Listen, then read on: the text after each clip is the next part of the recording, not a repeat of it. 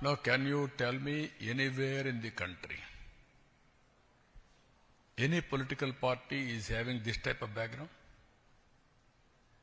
I'm asking straight question. In the country, బాబాయిని చంపి ఆనాటి ముఖ్యమంత్రి నేనే నా చేతిలో కత్తి పెట్టే ధైర్యం వచ్చిందంటే నేరస్తులకి, కెన్ యూ ఇమాజిన్? దాన్ని నమ్మించడానికి సాక్షి పేపరు టీవీ పెట్టుకొని పదే నమ్మించి సానుభూతి సంపాదించడానికి కూడా చూశారు కదా మీరు. Are the fit in politics? ఏంటి మన తెనాలి? ఎవరు వాడు? Rowdy sheeter. ఎవరు వాడు? గంజాయి బ్యాచ్. మీరు వెళ్తారా? ఎన్ని గుండెలుండాలి మీకు? ప్రజలు మీకు సపోర్ట్ చేయాలన్నా. ఇంకొక పక్క నిన్న పొగాకు. ఏంటి నీ పని? పొగాకుకు నేను చెప్పాను, ఎవరిచ్చారండి? 12,000 రూపాయలు క్వింటాల్కిచ్చి కొనిస్తున్నాం. మా దగ్గర ఎక్స్పర్టైజ్ లేదు, గోడౌన్స్ కూడా లేవు, రైతులు ఇబ్బందుల్లో ఉన్నారు. ఎంతైనా పర్వాలేదు, నష్టం వచ్చినా పర్వాలేదు, కొనాలని కొంటున్నాం. కొంటే మీ బాధ్యత ఏంటి? ఎప్పుడన్నా చేశారా మీరు? బాధ్యత లేకుండా పోయి ఒక 15,000 మందిని ఎసగిపోయి ఇక్కడ ఏం చేశారు? అమరావతి, దేవతల రాజధాని అమరావతి, ప్రజా రాజధాని అమరావతి, వేశ్యల నగరం. ఇది ఎంత కొవ్వెక్కుందండి మీకు? ఇంకా సమర్థించుకుంటారా మీరు? మీరు అడిగిన క్వశ్చన్ చెప్తాను, కెన్ యూ ఆన్సర్? ఇలాంటి వాళ్ళని మీరేం చేస్తున్నారు? మీడియా. మీ ఇంట్లో ఆడబిడ్డలు లేరా? మీకు తల్లి లేదా? కూతుర్లు లేరా? మీ భార్యలు లేరా? What are you talking?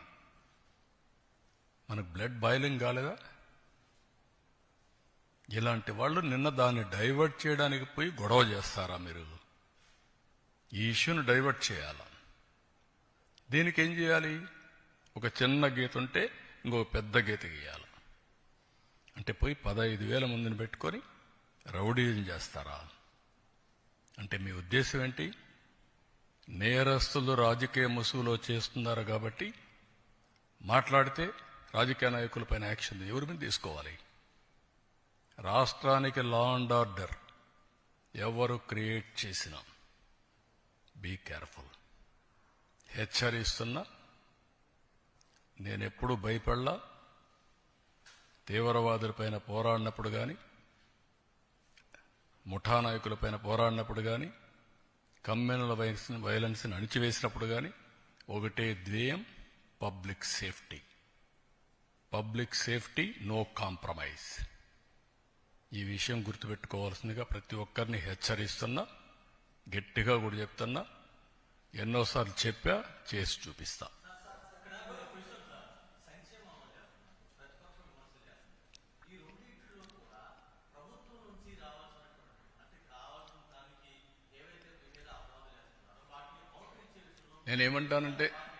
నేనేమంటానంటే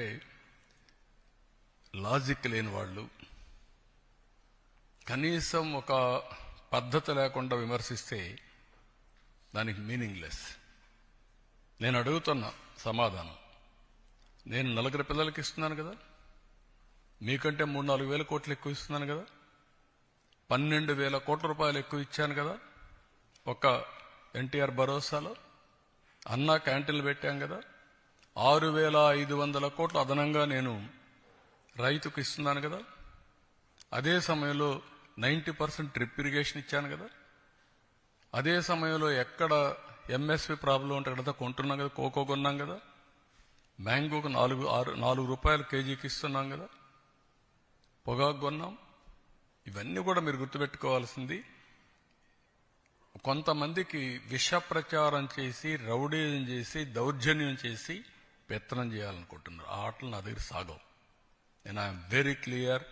మళ్ళీ చెప్తున్నా, మీ ద్వారా ప్రజలకు కూడా చెప్తున్నా, ఇంతవరకు నా మంచితనాన్ని చూశారు. తోక తెప్పితే మాత్రం పబ్లిక్ సేఫ్టీ కోసం ఎవరిని ఉపేక్షించడం. అందరికీ గుణపాఠం ఉంటుంది.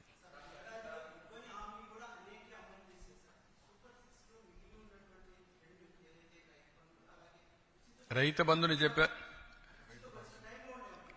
అందుకే ఇచ్చేది ఈ అన్నదాత సుఖీభవ 20వ తారీఖున గవర్నమెంట్ ఆఫ్ ఇండియా ఇస్తారు. ఫస్ట్ ఇన్స్టాల్మెంట్ మేము కూడా ఆ రోజు ఇస్తున్నాం. రేపు ఈ నెలే. రెండోది ఆగస్టు 15న ఆర్టీసీ ఉచిత ప్రయాణ సౌకర్యం కూడా ఉంటుంది. ప్రిపరేషన్స్ అవుతున్నాయి. ఆ రోజు లాంచ్ చేస్తున్నాం. ఆడబిడ్డనిది P4కి లింక్ చేశాం. ఉద్యోగాలు పెద్ద ఎత్తున ప్రయత్నం చేస్తున్నాం. స్కిల్ డెవలప్మెంట్గా నిరుద్యోగులుంది లింక్ చేస్తాం. కాబట్టి 6 సూపర్ 6 అయిపోయినాయి. గుర్తుపెట్టుకోండి. ఇంకెవడన్నా సూపర్ 6 మాట్లాడితే అతనికి నాలుక మందం తప్ప ఇంకోటి కాదు.